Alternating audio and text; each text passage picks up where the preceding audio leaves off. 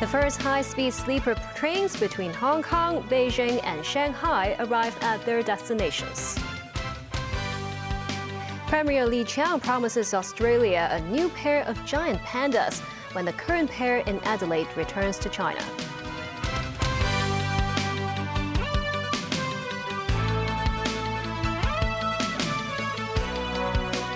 Good evening and welcome to TVB News. The first high-speed sleeper trains operating between Beijing, Shanghai and Hong Kong arrived at their respective destinations this morning. The government and the rail operator said they will strive to increase the train frequency and stops. The first high-speed sleeper train from Hong Kong reached Beijing Xi or Beijing West on Sunday early morning, during the overnight train's maiden journey from West Kowloon to the capital. This passenger said he slept quite well even when the coaches might be a bit shaky. This woman meanwhile said she couldn't sleep well as it's after all not her own bed and it's a moving train. This sleeper train departed from West Kowloon Station at 6:24 p.m. Saturday and reached Beijing West at 6:51 a.m., 2 minutes earlier than the scheduled time. Among the passengers was Secretary for Transport and Logistics Lam Sai-hung, who described the journey as comfortable, but some fellow passengers told him there aren't enough toiletries and cleaning facilities. That will be relayed to the MTR Corporation and the China State Railway Group, Lam said. Some tour groups taking the train began their itinerary right after arrival. The first Shanghai-bound high-speed sleeper train meanwhile reached Hongqiao at 6:45 a.m. Secretary for Culture, Sports and Tourism Kevin Yeung and the management of the MTR Corporation welcomed the arriving passengers and handed out souvenirs. Jacob Kam, CEO of the MTR Corporation, said they will work to increase the train frequency and stops, considering the passengers' needs as well as the need for nighttime maintenance works. The chairman of the Hong Kong Retail Management Association said the sector will require time to regain momentum as the industry is in a devastating situation. The chairman made her comment on a TVB program. Wimel Seng-ai reports. The value of total retail sales in April saw a significant drop compared to the same month last year, a 40.7% decrease. When asked about the challenges which the local retail sector faces, chairman of the Hong Kong Retail Management Association, or HKRMA, Annie Yao Jie, said more residents prefer not to stay in town since the border reopened.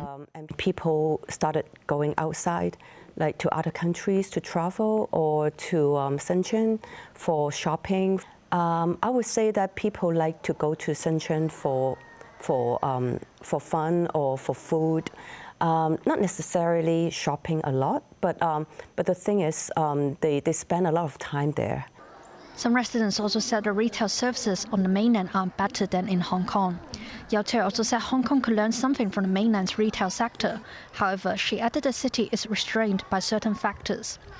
In Hong Kong, I think what we can learn from that is how the retailers in China or how they think about taking extra mile. In Hong Kong, like we have restricted space, we even lack of manpower that we cannot really afford hiring too many people. While Yao Jie said all mega events organized by the government are good for drawing traffic to certain districts, such as fireworks displays in Tsim Sha Tsui, she believes the trade needs time to find ways to turn the traffic into business. It may take some time for us to go through the transformation, to go through a lot of challenges. I would say that the situation right now that we are facing is really devastating. Even worse than that, I would say. But she remains confident in Hong Kong and said people will get through this period eventually. News 9, TVB News. A police officer shot himself in the head at a Marine police base in Sai Wan Ho this afternoon. Reportedly, he was certified dead at the site. Sources say the incident happened at about 5 p.m. at the Sai Wan Ho Marine Police Regional Headquarters. It reportedly involved a senior police officer who had been a member of the force for about 30 years. Premier Li Qiang started his Australia visit from the Adelaide Zoo today. He promised Beijing will gift Australia a new breeding pair of giant pandas after the current pairs return to China by the end of this year. Danny Zhou has more details. The Adelaide Zoo was the first official stop of Premier Li's visit to Australia today. Since 2009, it's been home to the much-beloved Wang Wang and Funi, the only two Chinese giant pandas in the Southern Hemisphere. Li, accompanied by Australian officials, readily beheld Wang Wang in the exhibit as it ambled over to a box with ease and put its head inside. The Premier also heard reports by both Chinese and Australian experts on the conservation, breeding and care of the prized species. Lauding the pandas as friendly messengers of China-Australia ties, Li said he felt particularly reassured and relieved to see them being well taken care of, though far away from their homeland. And as the two pandas are due to return to China later this year after the expiration of the loan agreement, Li announced Beijing will soon provide Australia with a new pair of adorable and younger pandas. The Premier of South Australia told Li that the pandas had truly captured the heart of South Australians. And Australian Foreign Minister Penny Wong expressed her delight at the new panda offer. It's good for the economy, it's good for South Australian jobs, it's good for tourism, and it is a symbol of goodwill, and we thank you. Wong earlier stressed in an interview that Li's visit was the result of 2 years of deliberate and patient work by the Australian government to bring about a stabilisation of the relationship with China, which is Australia's largest trading partner. Li will hold talks with Australian Prime Minister Anthony Albanese tomorrow in the capital Canberra over trade and regional security, and have a side meeting with the opposition leader Peter Dutton before travelling to Western Australia. Danny Zhou, TVB News. President Xi Jinping reportedly told European Commission President Ursula von der Leyen that Washington is goading Beijing into attacking Taiwan. According to the Financial Times, Xi issued the warning in April 2023 at a meeting with von der Leyen. He said the U.S. was trying to trick China into invading Taiwan, but he would not take the bait. The Chinese leader delivered the warning to his officials. Some academics and retired military officers in China claim that Washington is trying to provoke Beijing by providing weapons to Taiwan and pushing other measures to lure China into a military confrontation. Speaking at the Asia Society in January, former Chinese ambassador to Washington, Cui Tiankai, said China would not fall into the trap somebody may be preparing for us, a veiled reference to the U.S. And still ahead, Putin's ceasefire offer for Ukraine slammed at an international peace summit in Switzerland. Highlights of second-day events at the Hong Kong International Dragon Boat Races. They love me. A story about the close bond between a Hong Kong blind vocalist and her father.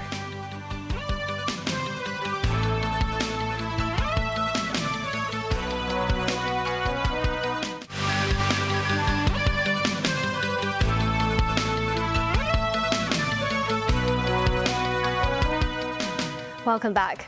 90 countries, including dozens of prominent world leaders, will adopt a declaration reaffirming Ukrainian territory at a peace conference in Switzerland. Russia's President Vladimir Putin is not there. Neither is any delegation from China. Putin put forward his proposal for peace ahead of this summit, but Ukraine's leader Volodymyr Zelensky rejected it, with the U.S. saying it would be like surrender. David Garrett reports. The size of the table showed countries from across the world descended on Switzerland to discuss peace in Ukraine. It is in the tranquil setting above Lake Lucerne. The mountains serve as a reminder that it takes many steps to achieve ambitious goals. Our goal is to inspire a process towards a just and lasting peace in Ukraine. Volodymyr Zelensky thanked US Vice President Kamala Harris and over 100 states and international organizations for attending. 160 were invited. Harris pledged another $1.5 billion in aid to Ukraine. Putin put forward a proposal, but we must speak truth. He is not calling for negotiations, he is calling for surrender. America stands with Ukraine, not out of charity, but because it is in our strategic interest. what is really needed for peace and what is important to you, dear friends. I urge all of you to be as active as possible, and I'm proud that all parts of the world, all continents are now represented at the Peace Summit. China did not go, saying Russia must be involved in negotiations. Russia was not invited. It is true, peace in Ukraine cannot be achieved without involving Russia. But let us not forget that, as we speak, Russia continues to relentlessly wage its brutal war. We all know Russia could end this war today or at any given moment once it ceases its onslaught and withdraws troops from Ukraine. To date, Russia has refused to heed our collective call for peace on the basis of international law. And it is a cautionary tale for the entire world. Is it right that a larger country can invade and take territory from a smaller neighbor? The answer is, of course, no. The president of the European Commission says war has affected so many by pushing up the price of energy and food. The delegation from Kenya says Western sanctions on Russia are a factor in price hikes. Other states more friendly to Putin says reaching out to Moscow has to be part of the process. A joint communique at the end of the summit is expected to describe Moscow's aggression as a war. Russia rejects this. The international community will call for Ukraine to control Zaporizhia's nuclear plant and some ports. The stance on land currently under Russian occupation is still being discussed. David Garrett, TVB News. Many paddlers dressed up in costumes on the second day of the Hong Kong International Dragon Boat Races in Tsim Sha Tsui. The Mosengai was there. The atmosphere on the final day of the International Dragon Boat Races was buzzing. Despite the gloomy weather, this group of paddlers said they were prepared for the race. It has been quite turbulent in terms of the sea conditions, but I think that's Hong Kong winter. Hong Kong summer is very unpredictable. But still, I think today is better than yesterday. We are trying our best. We are putting in our best crew to perform at our highest level. One of the highlights of today's races is the fancy dress competition. Do you recognize any of these characters? They are from Australia. He said his costume was inspired by the film Crocodile Dundee. My costume's probably 35 plus years old. The competition's fantastic. We've got great weather, it's not raining. Tigers also showed up in the festival. A little bit local, a little bit Hong Kong, bring a bit of fun to it, and just bring the tiger to the party as well. More spectators gathered at the promenade in Tsim Sha Tsui in the afternoon, with many waiting to watch the fancy dress competition. A total of 15 teams joined the fancy dress competition this year. Spectators can also act as judges by voting online to determine the winners of this event. The competition started just before 1 p.m. While the event was called a competition, paddlers did not compete in a race. Instead, the event was conducted in a parade format, and teams were judged by several criteria, including costumes and team spirit. Individuals remained in high spirits after the parade. Pokemon! Warm, hot for this costume, but yeah, perfect. We've already won just by enjoying it, so it's been amazing. Thank you. There were 35 matches on the last day of the Dragon Boat Festival. News 9, TVB News. Today is Father's Day. Raising a child is not easy, and it might take even more efforts and care to bring up children with physical issues. But that extra care might lead to even closer bonds. And that's the case of blind vocalist Michelle Siu, who was named one of the 10 outstanding young persons in Hong Kong. Michelle credited her achievement to the love of her father, which allowed her to experience life to the fullest. I see trees of green, red roses too. I see them bloom for me and for you. And I think to myself, what a wonderful world. Hello, 大家好. She is Michelle Siu. When Michelle was 3 months old, she was diagnosed with eye cancer and had to have her eyes removed, or she might die. Somewhere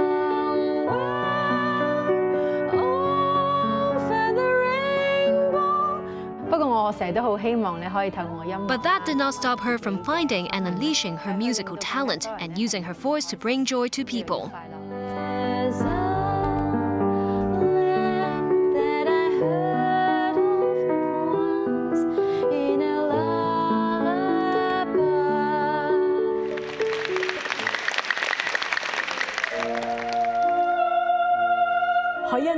Her teacher at the Hong Kong Academy of Performing Arts said Michelle is a very hardworking and talented student. Her classmates at the master's program added her positivity and performances are infectious.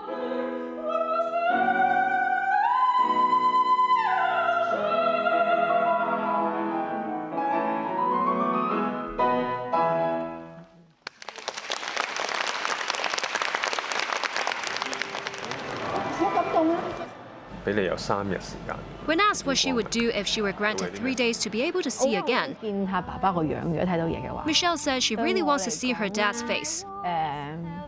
佢係一個靚仔嚟嘅。3 months old, I cannot see, but my daddy and my mommy, they love me, they love me. 我睇唔到人嘅口型。 Michelle said as she cannot see how people speak, her dad would let her touch his mouth and Adam's apple to learn how to say. Since young, her dad has accompanied her every step of the way. Michelle recalled how her dad would hold her and put her feet on top of his to teach her how to walk. I learned to sing, oh daddy. 我自細就鼓勵佢同 Papa Siu said he has encouraged her since young to live, study, and compete just like everyone else and not to label herself as a disabled person.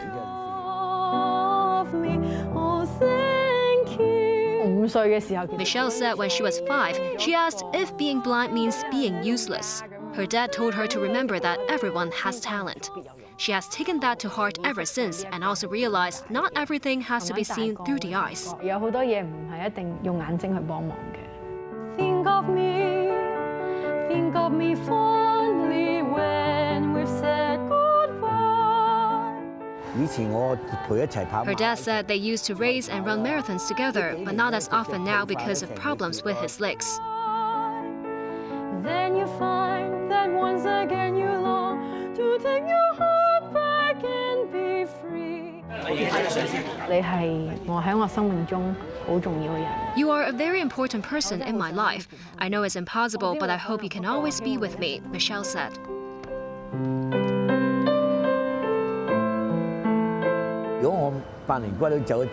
When I die, I really hope there will be someone who loves her dearly, just like how I love and take care of her, Papa Siu said. I love you forever.